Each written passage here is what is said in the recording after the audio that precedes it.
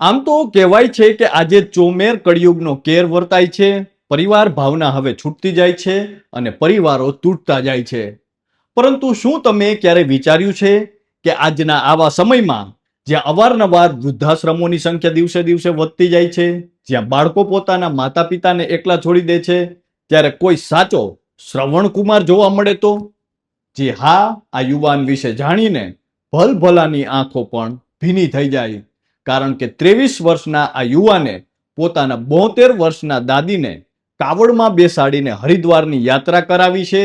તીવ્ર બફારો તો ક્યારેક આકરો તડકો તો ક્યારેક વરસાદ વચ્ચે પણ પોતાના ખભા પર 82 કિલોનો વજન ઉપાડીને પગપાળા ચાલતા આ યુવાન વિશે જાણીને તમે પણ આશ્ચર્યચકિત થઈ જશો અને આ કાવડ યાત્રાનું કારણ જાણી તમારી આંખો પણ ભીની થઈ જશે.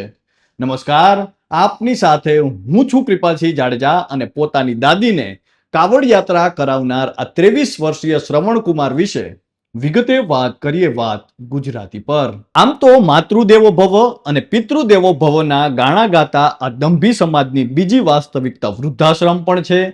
આખી ઉંમર જે ઉંબરાની પૂજા કરી હોય, જીવતરની આથમતી સંધ્યાએ એ જ ઉંબરો ઝાકારો આપે ત્યારે જીવન અંધકારમય બની જતું હોય છે.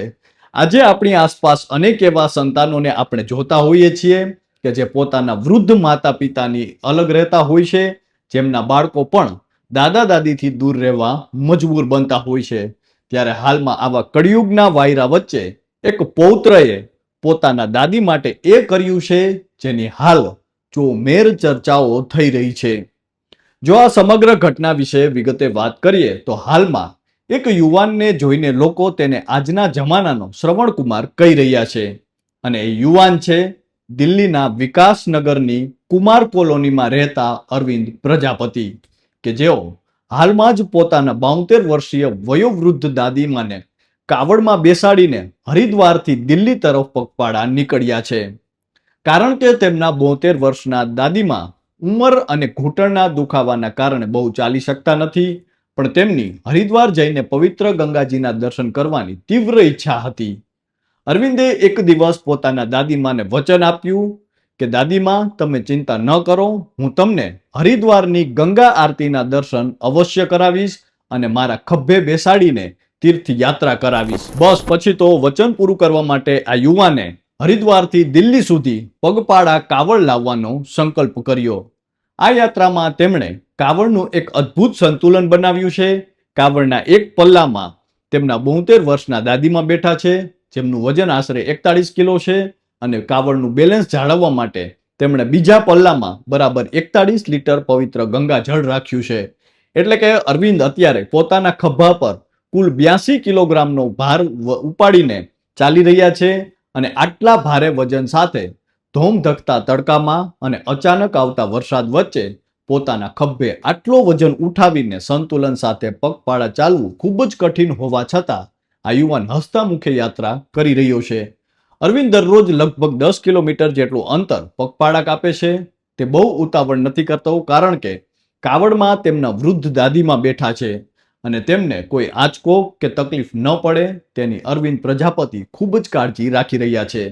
હરિદ્વારથી શરૂ કરીને રૂડકી, મુઝફ્ફરનગર, મેરઠ અને ગાઝિયાબાદના રસ્તેથી અત્યારે આ અનોખી કાવડ યાત્રા આગળ વધી રહી છે. રસ્તામાં આ ભાવુક દ્રશ્યો જે પણ જુએ છે તે ભાવુક થતા જાય છે. લોકો પોતાની ગાડીઓ થોભાવીને આ આધુનિક શ્રવણકુમારને નમન કરે છે અને આ દાદીમાના ચરણ સ્પર્શ કરે છે. દાદીમાના ચહેરા પર પણ પોતાના પૌત્ર માટે ગર્વ અને પ્રેમ સાફ જોવા મળી રહ્યો છે અને તેઓ કાવડમાં બેસીને સતત મહાદેવના મંત્રોનો જાપ કરી રહ્યા છે અને પોતાના પૌત્રને આશીર્વાદ આપી રહ્યા છે. આ તકે આ યુવાને જણાવ્યું હતું કે ખભા પર વજન ભલે 82 કિલો હોય, પણ જ્યારે હું પાછળ નજર કરીને મારી દાદીમાનો હસતો ચહેરો જોઉં છું ને, ત્યારે બધું જ થાક પળભરમાં ગાયબ થઈ જાય છે. આ શક્તિ મને ભોલેનાથે આપી છે. મહત્વનું છે કે અરવિંદ પ્રજાપતિ વ્યવસાયે ડીજેનું કામ કરે છે અને તેમનું કહેવું છે કે તેઓ ભગવાન શિવના પરમ ભક્ત છે. આ પહેલા પણ તેઓ હરિદ્વારથી દિલ્હી સુધીનું આશરે 243 કિલોમીટરનું અંતર દંડવત પ્રણામ કરીને પૂરું કરી ચૂક્યા છે. ત્યારે હાલ તો સોશિયલ મીડિયા પર આ યાત્રાના દ્રશ્યો ખૂબ જ વાયરલ થઈ રહ્યા છે, જેના પર લોકો પોતાની પ્રતિક્રિયા આપી રહ્યા છે અને આ યુવાનના ભરપેટ વખાણ કરી રહ્યા છે. ત્યારે આપ સૌ કોઈ પણ આ અંગે શું માનો છો તે કોમેન્ટ કરીને અમને જરૂરથી જણાવજો. તો હાલ બસ આટલું જ. ફરી મળતા રહીશું વાત ગુજરાતી પર.